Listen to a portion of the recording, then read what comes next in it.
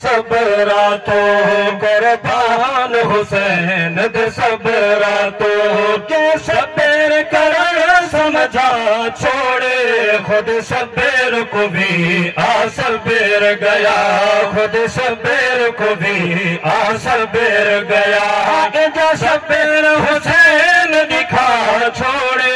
कुर्बान हुसैन दे सबरा तो कुर्बान हुसैन दे सबरा तो जय सबेर करण समझा छोड़े खुद सबेर को भी आ सबेर गया खुद सबेर को भी आ सबेर गया जो सबेर हुसैन दिखा छोड़े कुर्बान हुसैन दे सबरा तो जरा तर कहा सब दान की तो से जरा तर कहा सब दान की तो से सब घर दा घर कुर्बान की तो से सब घर दा घर कुर्बान की तो से असगर जलाल फिदा की दे असगर जलाल फिदा की दे अकबर जय शेर गुहा छोड़े अकबर जय शेर गुहा छोड़े कुर्बान हुसैन दे सबरा तो कुर्बान हुसैन दे फरमाया सर अपने को शाह फरमाया सर अपने को मेरा मुद्दत दा संगती यारा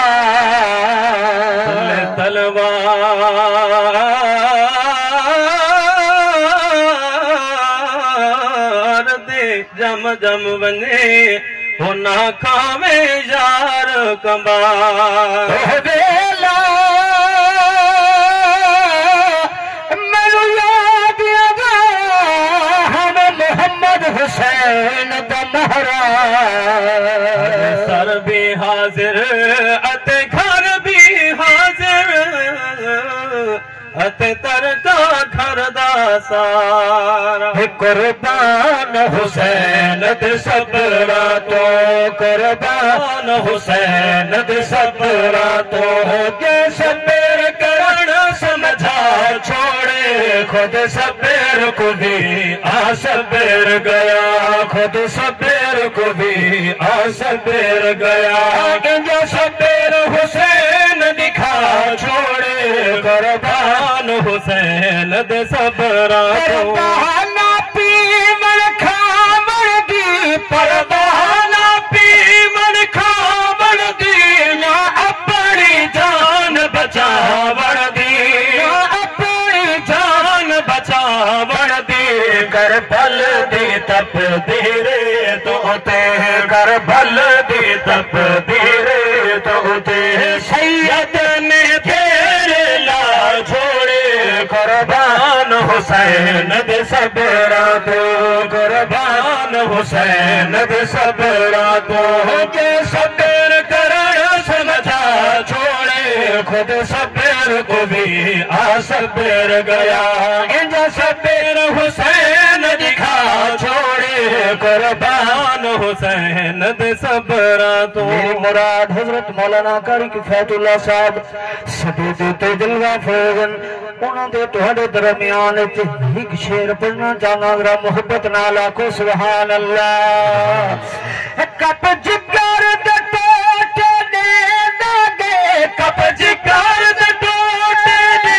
दागे खुद नाल हथे दफने दागे खुद नाल हथे दफने दागे बस नाना राजी थी पोवे बस अल्लाह राजी थी पोवे सब घर दा घर लुटवा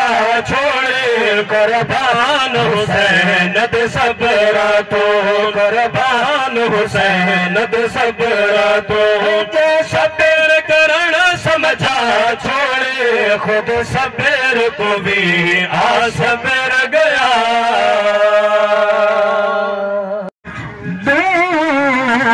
नबी नबियां दी तस्वीर दा नाम हुसैन,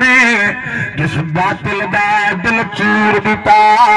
उस तीर दा नाम हुसैन। तीर तशबीह मिन कुल वजो नहीं, तशबीह मिन बाज़िल वजो, कोई फतवा न ला दे। विच दो